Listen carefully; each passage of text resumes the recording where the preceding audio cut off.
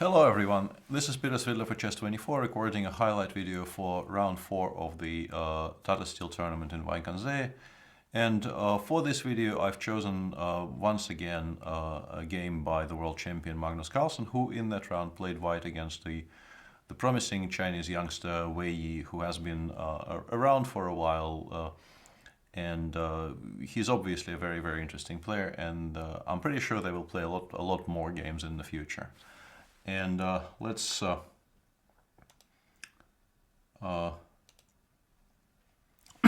let's go for the game there. Magnus, as usual, starts with e4, to which Wei Yi replied e5, and already here Magnus sidestepped what he generally likes to do and decided not to play knight f3.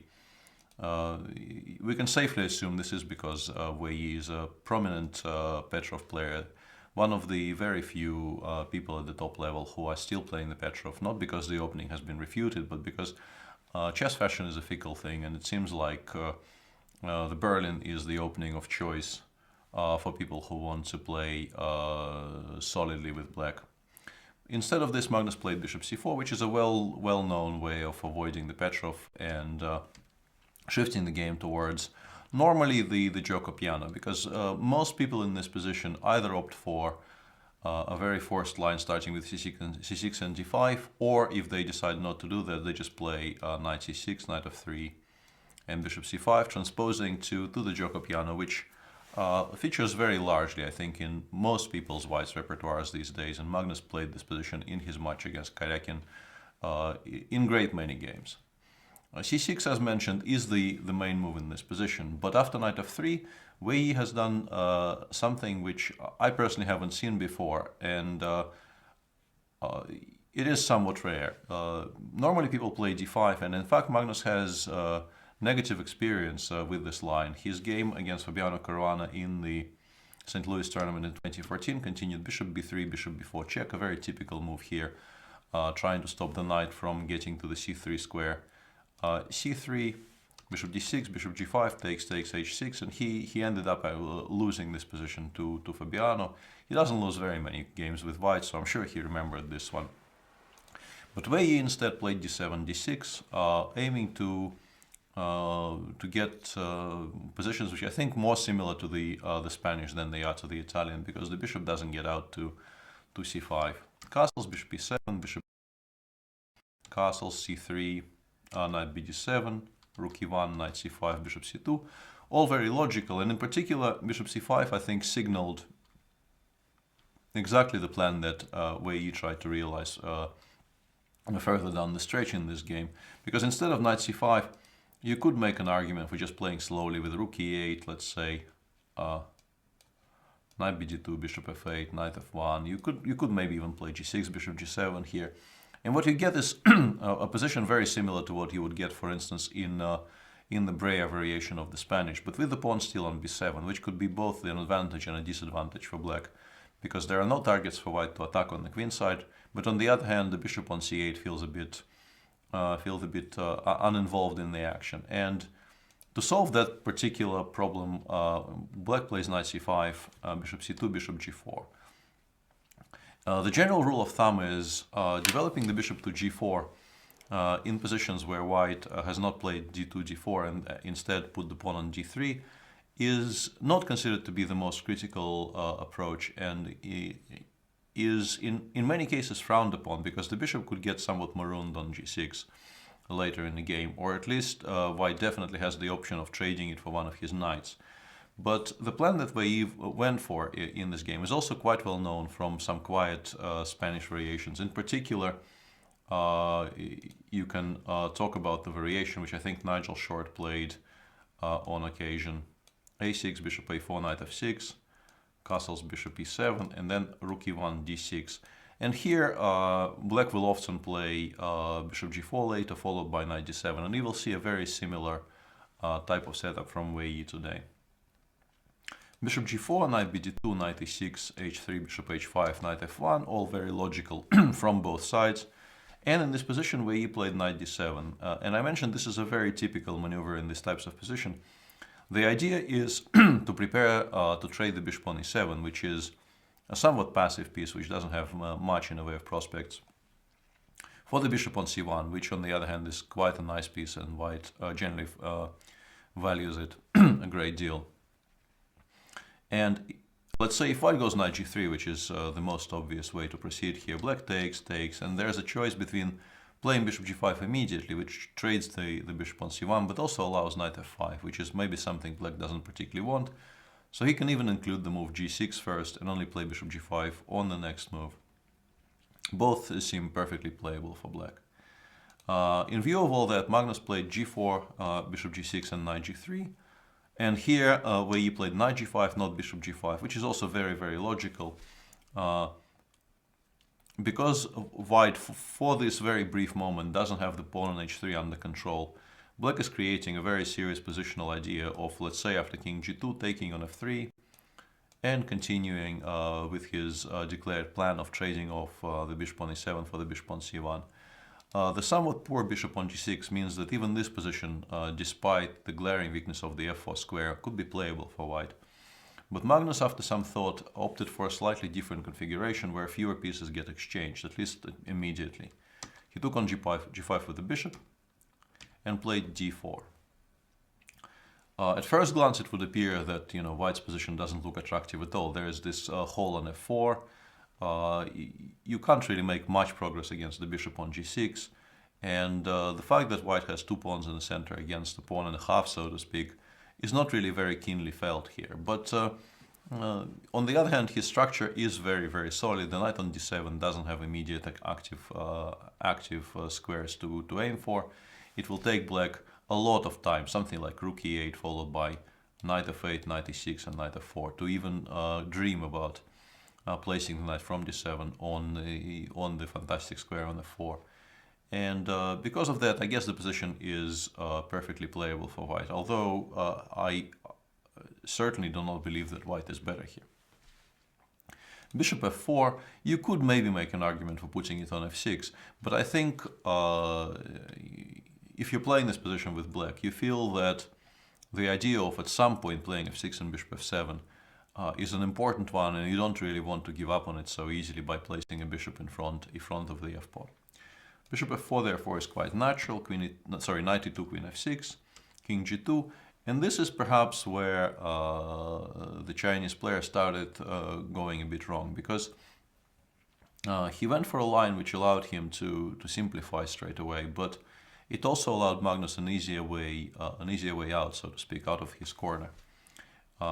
During the live broadcast, we were quite interested in the move h5, in particular because it stops the sort of the plan that Magnus implemented in the game. Knight f4, queen f4, and queen g2. Black can take on g4, and in this position, black can take on h3, takes on the f4, and the pawn on f4 will get recaptured. But black also gets a lot of counterplay against the white center. This probably is completely fine for black. And there was another move which I was quite seriously advocating during the stream. I thought rook fe8 is a very useful move to make. By playing rook e8, you do create a very serious idea of e takes d4, because then you will have a lot of pressure against the white center. And it probably forces white to do something like knight f4, queen f4, and in this position either queen c1 or queen d2. Let's say queen d2, we take on d2. And for instance, takes, and d5, which I think should lead to positions which are very comfortable for black. White plays something like f3, I think, if he wants to continue fighting. And then, for instance, even knight f8, followed by rook d8, knight e6. And this is a type of structure. The bishop from g6 will eventually get evacuated by f6, bishop f7. This is a type of structure, as Jan correctly said during the broadcast, you normally see from Carlsbad's and the Queen's Gambit decline type positions, where white often will spend a lot of time and energy pushing the pawn from e3 to e4, only to realize that the pawns on e6 and on c6 and f6 form a very useful barrier, and the pawns on e4 and d4 are more than anything a target for attack. So I think rook fe8 was a better option than the immediate e takes d4 that he decided to play. Knight takes d4, rook e8, knight f4, queen f4, and here Magnus played a move f3, which is quite understandable, because I guess he didn't want to calculate the position after queen c1, because here black has this option of taking on e4 twice and supporting the rook with g5. And the computer likes this for white to a certain degree, but I guess Magnus felt that it's completely unnecessary to give Wei concrete variations to calculate. And instead he played f3, only playing queen c1 on the next move. And this is where the position suddenly started sharpening up, although you wouldn't actually guess it from here. Wei, after some thought, played d6, d5 here, which is a very logical move, but it also allows white to get the majority on the king side. I was making a case during the live broadcast for starting with f6, but I guess after bishop b3 check, bishop f7, king f7, both c3, c4, and maybe even the immediate knight f5 at some point, perhaps maybe in this position. White still will retain some pressure. And I'm not sure if this is objectively stronger than the move chosen by Wei, but it was definitely an option, specifically, I think, aimed at avoiding the type of structure that Wei got in the game. e5, knight d7, f4, bishop c2, rook c2. It doesn't really look like much right now, but it's a lot easier to play positions like this with white. White has a very clear-cut plan of continuing to improve on the king side. Knight f5, knight d6 in many positions will become a serious problem for black because it will be awkward to deal with that knight. And the plan that Wei went for, it looks very natural, but it led to the game, and once again, it's very difficult to imagine how this can be, but the game actually finished within the next 7 moves, and that's a very, very dramatic conclusion in a position where you don't really feel like black is losing. Black is lacking somewhat in space, and it's quite clear that white's a lot more comfortable, but it's not that easy to imagine how you lose this position in 7 moves, and I'm sorry for the spoilers. Knight c5, rook e3. As usual with Magnus, he is in no hurry to make any concrete advances on the king side, meanwhile improving the position of his pieces gradually. And also I think maybe he was laying a little bit of a trap. Because if you play knight e6 here, white normally just plays f5, either immediately or maybe you can continue improving your position for the time being. And then you will play f5, and knight takes d4, c3, c takes d4 will lead to positions where white clearly is a lot better because his structure is just so superior. And therefore, the knight from c5 kind of wants to go somewhere, and it went to e4. Once again, it feels logical because you put this knight in the way of the white pieces, make the f4, f5 move a lot harder to make, and so on and so forth. And I think Wei did not really think that he was placing his game in any kind of jeopardy. But Magnus played b4 in reply, and suddenly here you begin realizing just how dangerous this position could become. If white is allowed to play c3, c4, and then take on d5, the knight on e4 has no squares, and therefore black will be forced to recapture with the c-pawn. Giving up on the c-file, which probably will immediately get occupied by the white rooks, and also completely ruining his structure in the center. The d5 pawn will become very, very weak. And in general, if you imagine the same position without the c3 and c6 pawns, it becomes instantly obvious that white is much, much better. And this already required immediate answers. And increasing Wei's problems was the fact that he was, by that point, in severe time trouble. And his decision to play g5 is very understandable from a human perspective, but as a matter of fact, I think the only way to continue and have some chances of defending this successfully was to play f6 and allow white to establish a protected pass pawn on e6. But the king probably gets to e7 here. You start by rook c8 so as not to blunder the fork. Although maybe white doesn't even want to win this exchange. It's unclear if it's that good, but you probably don't want to give white this opportunity. So you play rook c8, then you play king f8, king e7, or perhaps you do it in this position. And it's not going to be that easy for white to break this down because c4 is now a lot harder to realize, and h4, g5 doesn't actually win a lot on the king side. But g5 is a lot more human because you want to undermine the white structure first. Magnus still plays c4, and here once again, being severely short on time, Wei Yi decided to calculate his way out of the difficulties that he is facing. And he played c6, c5, which is just instantly losing to a somewhat counterintuitive move. Instead of this, I think black probably needed to once again bite the bullet and take on f4, play f6, e6, and something like knight g5. If black could take on c4 next move, his position probably would tolerable, but white plays c5, and this is quite horrible for black, but at least the game continues, because after c5, white needed to find one last precise move, and the black position completely collapses because the knight on e4 simply has no squares.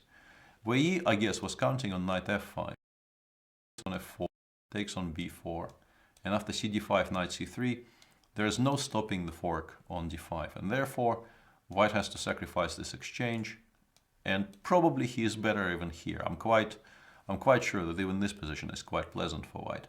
But game certainly will continue, and black can definitely fight here. The position is not that clear. But Magnus really doesn't miss tactical nuances a lot, and in this position he immediately spotted that by playing a move knight b5, which looks a bit weird because you really want it on f5. f5 is such a beautiful square. But controlling c3 is a lot more important, and knight b5 just wins on the spot, because in all the same variations the knight on e4 will really have no squares. Wei Yi had taken on f4, king takes f4, cb4, cd5, and he resigned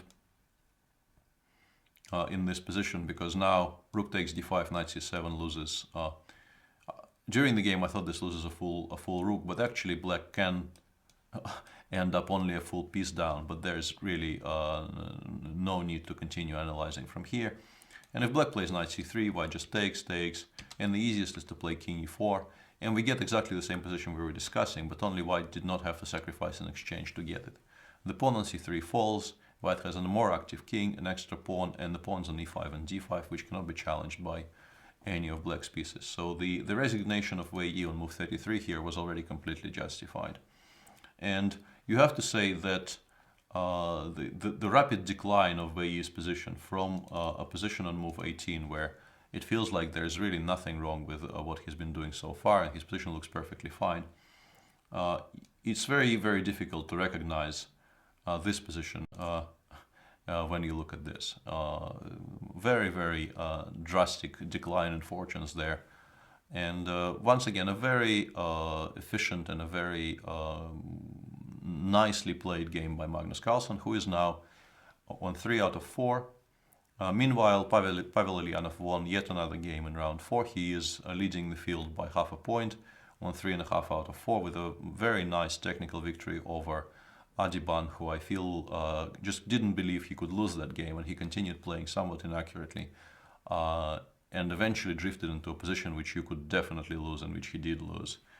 And also on 3 out of 4 together with Magnus is Wesley So, who has beaten Luc Van Vele with black.